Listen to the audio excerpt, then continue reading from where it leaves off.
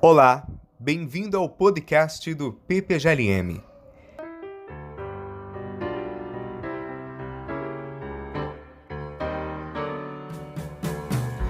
Em nosso podcast, entrevistamos convidados sobre temas, conceitos e autores em filosofia. Eu sou o Thiago Augusto e no episódio de hoje a gente vai falar com o Felipe Durante sobre a atualidade de Schopenhauer. O Felipe é doutor em filosofia pela Unicamp e professor na Universidade Federal do Acre. Primeiramente, eu quero agradecer ao Felipe por ter aceitado o nosso convite para falar sobre Schopenhauer, um pensador que foi bastante influente no século XX e que certamente ainda tem muito a nos dizer hoje.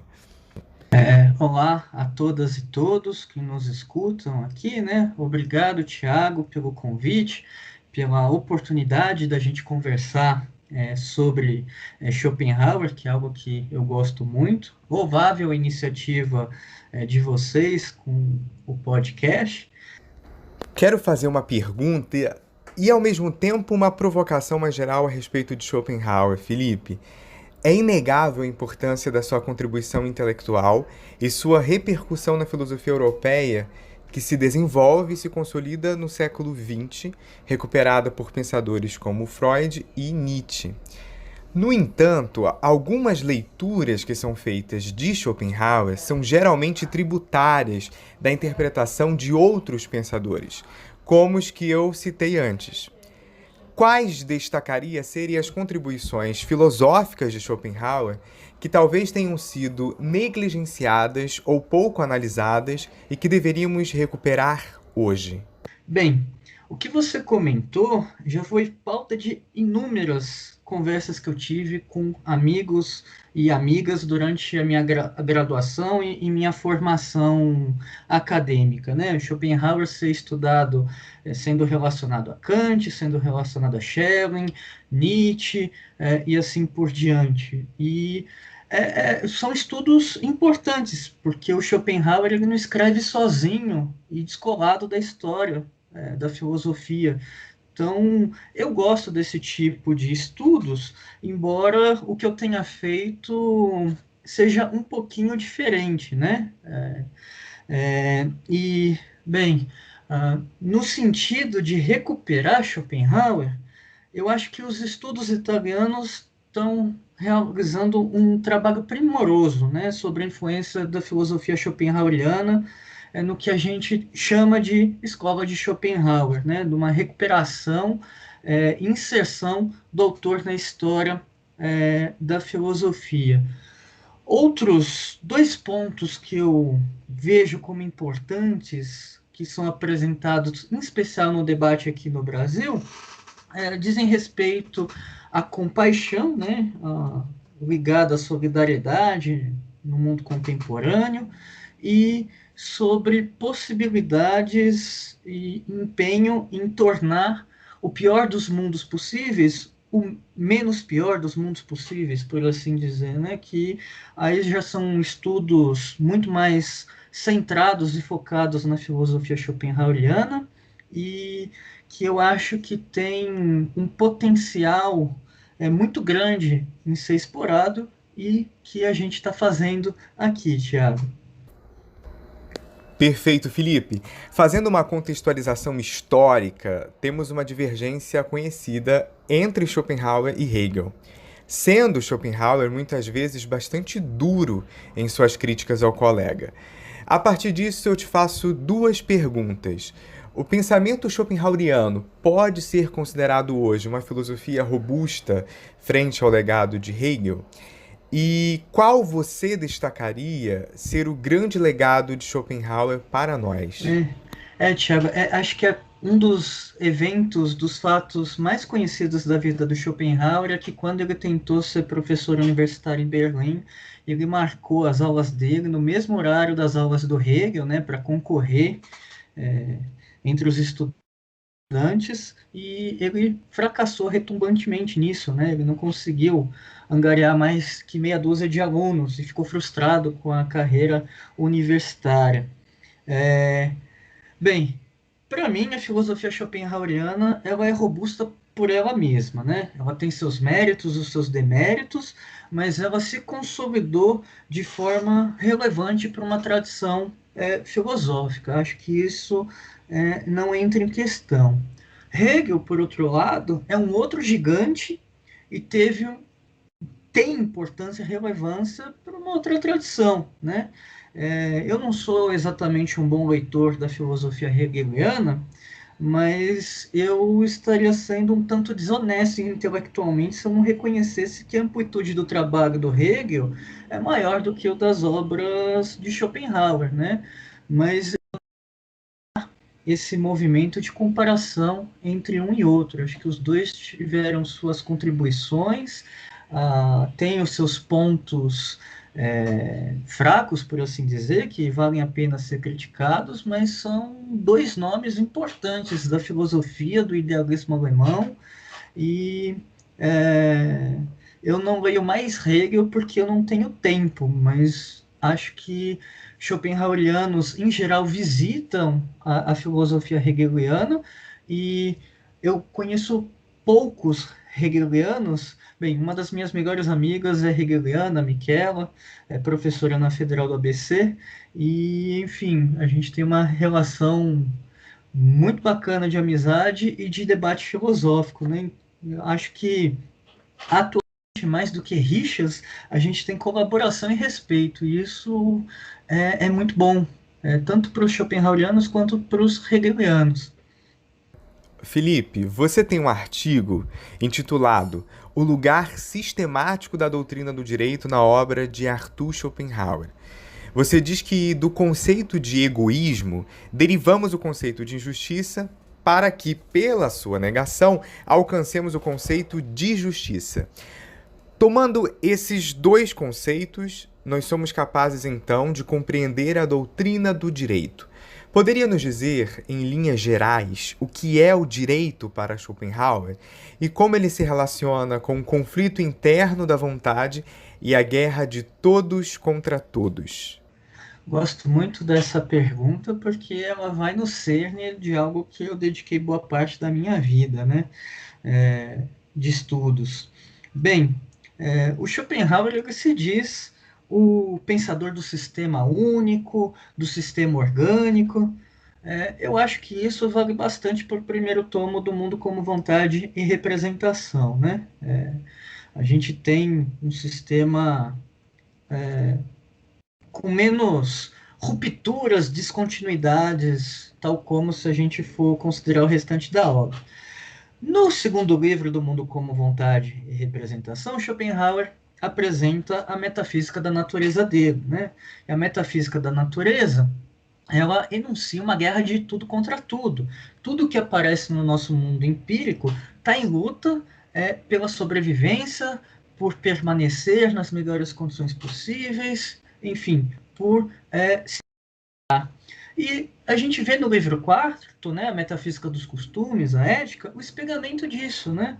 Ah, o, se a essência do mundo ela é conflito, ela é carência, sofrimento, e se manifesta como guerra de tudo contra tudo, o ser humano não foge a essa essência e ele concretiza essa guerra de todos contra todos. Né? O Schopenhauer, no quarto livro, ele assume boa parte do argumento hobbesiano da guerra de todos contra todos, embora a guerra de todos contra todos seja uma conclusão menos radical do que a guerra de tudo contra tudo, e ele mostra, bem, os seres humanos são o mais alto grau de manifestação da vontade, querem permanecer nas melhores condições possíveis, buscando prazer, evitando dor, e dentro disso ocorre uma lógica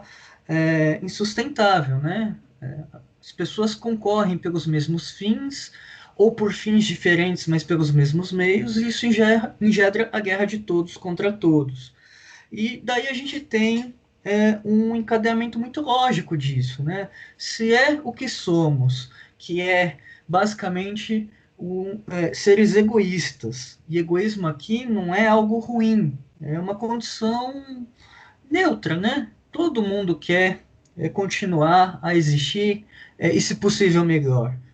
E isso gera um conflito, e nessas disputas pode ocorrer de uma vontade se afirmar para cima de uma outra vontade, de um outro ser, de um outro indivíduo, que o Schopenhauer fala, bem, aqui temos a injustiça, quando a gente nega a vontade de um outro, mas o negar a vontade aqui não é a mesma coisa da teoria da negação da vontade da Cese, né? É só fazer com que aquela vontade que queria de uma forma não possa concretizar esse querer, seja violentada, e as pessoas envolvidas nisso sentem isso, né? Um sentimento de injustiça cometida e de remorso por aquilo que pratica, e por quem sofre a, o sentimento da injustiça também cometida.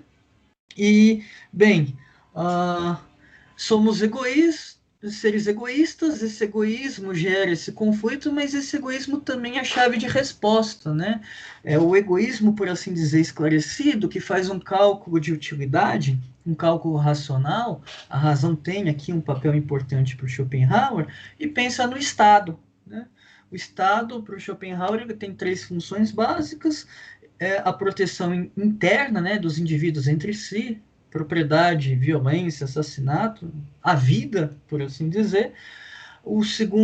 A segunda função do Estado seria uma proteção contra indivíduos de outros países, e, por fim, a proteção contra o próprio protetor, né, para evitar que o Estado cometa atos injustos contra os seus cidadãos, né? Então, uma via completamente negativa.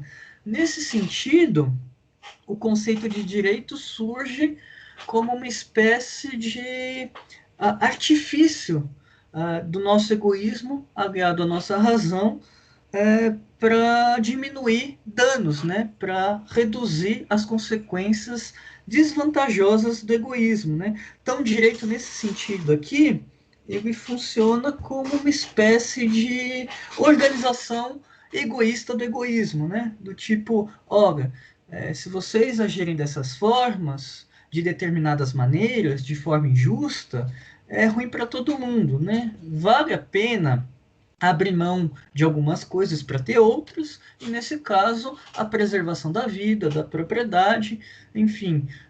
E aqui fica muito claro, no sistema schopenhaueriano, o contratualismo que ele assume, né, de uma forma um tanto diferente da tradição, mas ele, do meu ponto de vista, pode ser considerado um autor contratualista, além de justnaturalista, né? Porque ele tem uma teoria do direito natural que acaba aparecendo aqui como um direito moral. Então, se eu conseguir responder adequadamente a pergunta que você me apresentou, a gente pode dizer que para o Schopenhauer, em linhas gerais, o direito é uma forma do egoísmo se organizar de modo também egoísta para evitar os males de uma vida desregrada, né? E aí é que a gente pode perceber uma certa consonância com uma tradição que remonta ao Hobbes, enfim, tantos outros autores modernos com os quais Schopenhauer está em debate. Felipe, eu quero chamar a atenção agora mais diretamente para a atualidade de Schopenhauer em uma discussão necessária como a dos direitos humanos. Você tem um trabalho que eu diria bastante pertinente filosoficamente, que é o de pensar a relação entre direito natural e direitos fundamentais. Como você mesmo diz, os direitos humanos constituem a imbricação do campo ético, moral, político e do direito, e que encontram em Schopenhauer relevância suficiente para torná-lo um pensador atual. Quais as principais razões destacaria para que concordássemos com você? Essa é uma questão bem bacana e difícil. Quem puder ler a minha tese, quando sair, quem puder ler o meu livro, mas eu não vou ficar nesse tipo de resposta que sai pela tangente, né? Em Schopenhauer a gente percebe essa imbricação de campos, né? Mas eu não posso simplesmente transpor Schopenhauer do século XIX para algo que é atual, né? Eu tive que construir um caminho para isso, e o caminho que eu achei que poderia ser adequado é o da afirmação histórica dos direitos humanos, né? O Bobbio foi meu grande referencial teórico, inspiração também, e o Bobbio mostra para a gente, né, ele é uma grande referência, é impossível falar de direitos humanos ignorando o Norberto Bobbio, um just filósofo italiano falecido, se eu não me engano, em 2004. Ele mostra, na principal obra dele sobre o assunto, a Era dos Direitos, que os direitos humanos um campo transdisciplinar, né? E que qualquer abordagem que desconsidere alguma das perspectivas envolvidas acaba por ser uma abordagem limitada, né? E até míope, dependendo do que a gente deixa de lado. Falar de direitos humanos, portanto, de forma responsável, tem que significar, tem que ser nos desfazermos de alguns chavões e preconceitos que estão arraigados e também pensar a questão ah, a partir das diversas perspectivas envolvidas, né? Se a gente pega a obra Era dos Direitos, do Norberto Bobbio, a primeira parte tem 4 capítulos e cada um desses capítulos trata da questão de uma perspectiva filosófica, jurídico-político, sociológica, da sua historicidade, porque elas são complementares, né? Porque sem uma dessas perspectivas, a coisa fica um pouquinho manca. E aí eu acho que o Bobbio ele é muito feliz ao reunir essa diversidade e poder apresentar, recolocar a questão, situando ela de modo histórico. E o que eu tento fazer é acompanhar essa historicidade para o que eu fiz não se tornar, o que eu fiz e faço não se tornar algo anacrônico, ter uma metodologia, um referencial e poder fazer sentido, né? Não parecer algo tirado da cartola, né? Então, os direitos humanos eles são em essência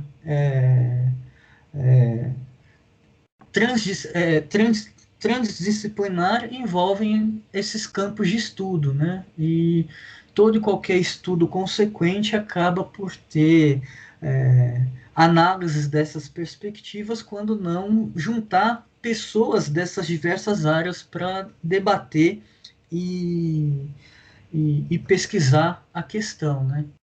Acho que nesse sentido a gente não pode reduzir o campo de estudo a uma só área. Para finalizar, fala pra gente um pouco da sua pesquisa atual sobre os fundamentos filosóficos dos direitos humanos e como está o cenário brasileiro dos trabalhos com a filosofia de Schopenhauer. Bacana, Tiago. Agradeço do fundo do coração essa questão, porque acho que ela consegue dar um fechamento para as coisas que eu falei aqui com vocês, né? Eu tenho investigado como a filosofia schopenhaueriana pode apontar caminhos de reflexões para os desafios postos pelos direitos humanos e suas gerações, dimensões, né? Na minha tese de doutoramento, eu aponto as direções de desdobramento, mas eu não tinha tempo para desenvolvê-las, porque eu tive que construir o caminho para poder fazer isso, né? Mais recentemente, no meu pós-doc, agora na minha atividade docente, eu consegui concretizar alguns desses desdobramentos em 2 artigos. Um deles sobre os direitos sociais e a pandemia, que eu apresentei no webinário Schopenhauer da PUC do Paraná, organizado pelo professor e amigo Eduardo Ribeiro da Fonseca, e que deve sair numa coletânea de artigos em breve, né, em um livro. O outro é sobre o direito ao meio ambiente preservado, que deve ficar disponível em breve nos cadernos de filosofia alemã da USP. E por que eu consegui fazer isso agora? Porque a, os trabalhos sobre a pesquisa Schopenhauer, ela, apesar do nosso contexto político atual, né, vive um momento fantástico. Eu explorei um pouquinho dessa trajetória da pesquisa Schopenhauer no Brasil, tanto na minha tese quanto num artigo que tem o título A Esquerda Schopenhaueriana no Brasil.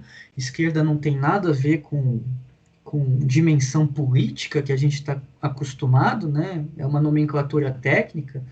E bem, a gente já tem gerações de pesquisadoras e pesquisadores formados que possuem uma relevância nacional e internacional que é indiscutível, né?